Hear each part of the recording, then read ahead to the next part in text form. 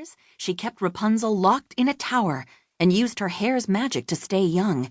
And for each of those years, the kingdom mourned their lost princess. Eugene helped Rapunzel escape the tower prison and took her to see the floating lanterns the kingdom released every year on the lost princess's birthday.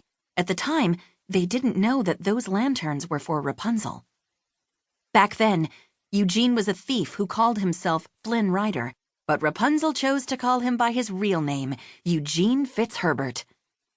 When Mother Gothel tried to kill Eugene, Rapunzel healed him with the flower's magic. He then cut Rapunzel's hair, destroying the magic forever. He did this to protect her from Mother Gothel.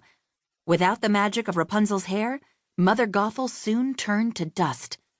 The rest was history. Rapunzel was reunited with her parents, the king and queen of Corona. She and Eugene moved into the castle, and through it all, they fell in love. They planned to get married, eventually. But marriage, family, and ruling Corona would all come later.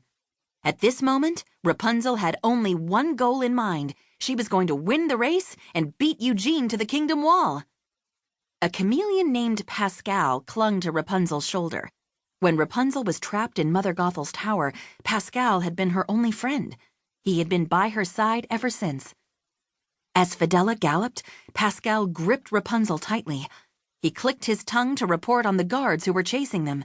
There was only one man left to outrun. Rapunzel was confident they'd get away. "Whoa!" she suddenly exclaimed. In a flash, she pulled on her horse's reins, warning, "Bunny crossing! Careful, Fidela!"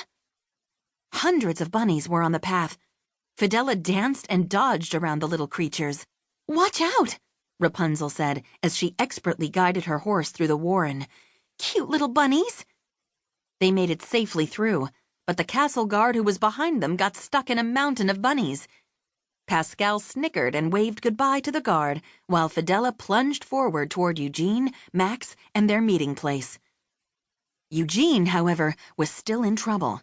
"You're not getting away this time," the captain shouted as he moved in on Eugene and Max.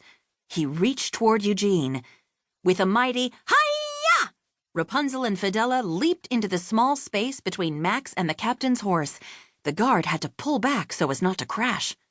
"Sorry," she called over her shoulder as they galloped away. Then she turned to Eugene and broke into a grin. "We're almost there!"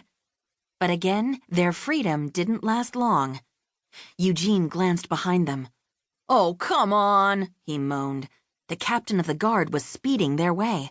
Rapunzel looked at the guard, then at a deep ravine ahead. She knew they could make it across and urged Fidela to go faster. Eugene and Max followed her lead. They hit the edge of the ravine and the horses leaped toward the other end, landing comfortably on the far side. The captain's horse followed, but landed on a fallen log rather than the hard ground. Max gave the log a push with his back legs as he hurried away, tipping the guard and his horse into the river below. Finally, the chase was over. Rapunzel rode on, but Eugene took a minute to turn Max around and watch the captain climb out of the water, dripping wet.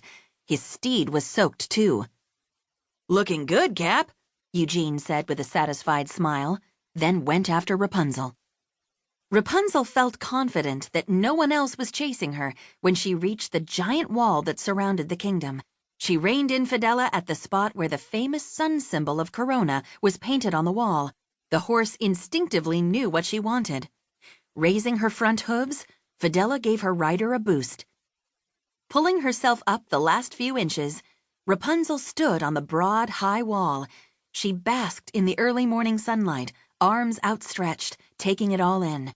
The valley spread out before her, with glistening rivers and majestic mountains in brilliant shades of gold, purple, blue, red, and green. Pascal was still on her shoulder, sharing the moment. This was the world beyond the safe walls of Corona. Rapunzel was certain she felt her heart skip a beat. "Oh, Pascal, look at that view!" she exclaimed. After being trapped in a tower her whole life, Rapunzel was amazed at all the mysteries the world held. Eugene arrived with a loud, "Ha-ha!" He leaped toward Rapunzel but didn't quite make it. He caught the wall's edge and pulled himself up next to her. Okay, I know what you're thinking," he started. "It may have seemed like you won, but